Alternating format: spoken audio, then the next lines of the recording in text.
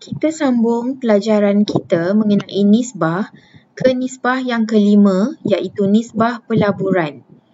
Nisbah ini mengukur prestasi saham syarikat dan jenis-jenisnya ada 4, iaitu yang pertama, pendapatan sesaham, yang kedua, harga perolehan, yang ketiga, nilai buku sesaham, dan yang keempat, nilai pasaran kepada nilai buku.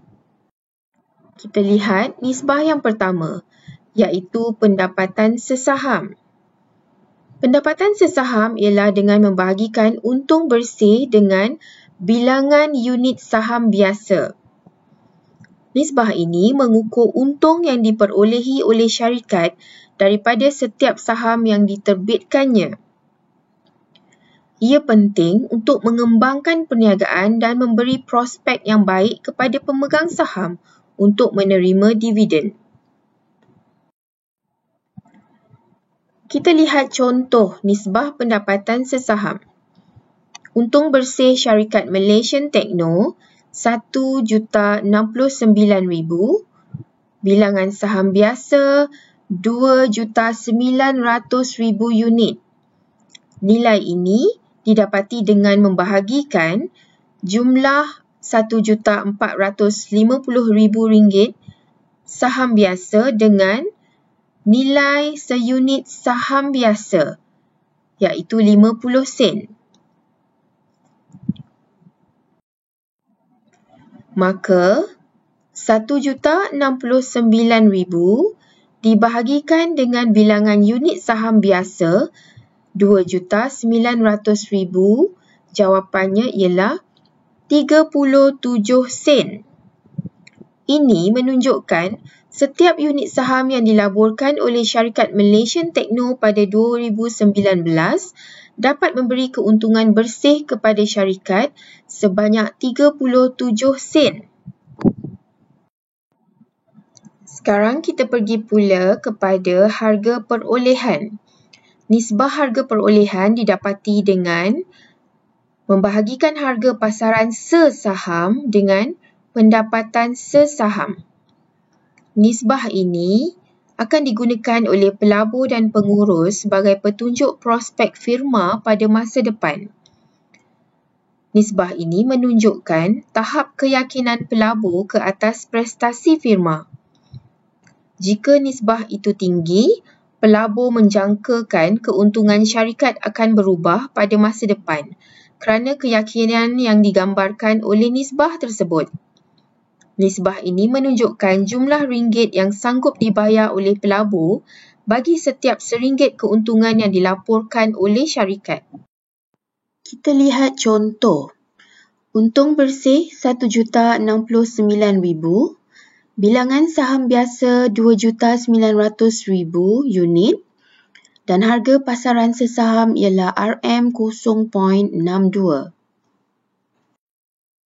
Maka, nisbah harga perolehan syarikat Malaysian Techno didapati apabila membahagikan harga pasaran sesaham 0.62 dengan pendapatan sesaham 0.37, jawapannya ialah 1.68 kali. Kesimpulannya, ini menunjukkan pada tahun 2019, setiap pendapatan sesaham syarikat Malaysian Techno, pelabur sanggup membayar sebanyak 1.68 kali. Nisbah yang ketiga ialah nisbah nilai buku sesaham. Formulanya ialah ekuiti pemegang saham dibahagikan dengan jumlah unit saham biasa yang diterbitkan. Nisbah ini merupakan lebihan bagi saham syarikat setelah menjual asetnya, membayar liability kepada kreditornya dan pemegang saham keutamaannya. Ia adalah nilai instrumen atau nilai komersial seperti yang dimasukkan dalam buku kewangan syarikat, bukan amaun yang boleh dijual beli di pasaran tertentu. Lebih tinggi nisbah ini adalah lebih baik. Kita lihat contoh. Ekuiti pemegang saham syarikat Malaysian Techno RM2,120,000 dan bilangan saham biasa 2.900.000 unit. Maka 2.120.000 dibahagikan dengan 2.900.000 unit, jawapannya ialah 73 sen. Kesimpulannya, ini menunjukkan setiap unit saham yang dilaburkan oleh syarikat Malaysian Techno pada 2019, nilai bersih sahamnya adalah 73 sen. Kita ke nisbah yang keempat, iaitu nisbah nilai pasaran kepada nilai buku. Formulanya ialah harga pasaran sesaham dibahagikan dengan nilai buku sesaham. Nisbah ini juga dikenali sebagai nilai aset bersih. Nisbah ini memberi gambaran tentang persepsi pelabur terhadap saham syarikat. Nisbah yang tinggi menunjukkan pelabur sanggup membayar lebih bagi setiap ringgit nilai buku saham tersebut. Kita lihat contoh. Untung bersih syarikat Malaysian Techno 1,69,000, bilangan unit saham biasa 2,900,000 unit, harga pasaran sesaham RM0.62. Maka, nilai pasaran kepada nilai buku syarikat Malaysian Techno ialah apabila dibahagikan harga pasaran sesaham 0.62 dengan nilai buku sesaham 0.73, maka jawapannya ialah 0.85 kali. Kesimpulannya, ini menunjukkan kesanggupan pelabur syarikat Malaysian Techno pada 2019 untuk membayar harga saham syarikat tersebut di pasaran ialah sebanyak 0.85 kali. Seterusnya, kita ke tajuk di bawah 6.2 juga, iaitu menganalisis prestasi kewangan syarikat. Prestasi kewangan syarikat boleh dianalisis atau dinilai berdasarkan dua kaedah.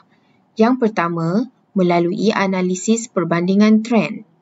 Yang kedua, melalui analisis perbandingan industri. Yang pertama, perbandingan trend. Perbandingan trend merupakan perbandingan analisis nisbah tahun semasa firma dengan nisbah firma juga pada tahun-tahun sebelumnya. Analisis ini juga dikenali sebagai analisis siri masa atau time series analysis. Analisis dapat menunjukkan arah aliran trend kewangan firma. Analisis ini akan dapat membantu menjangka sama ada kewangan firma akan berkembang atau menjadi semakin buruk melalui tempoh masa tertentu.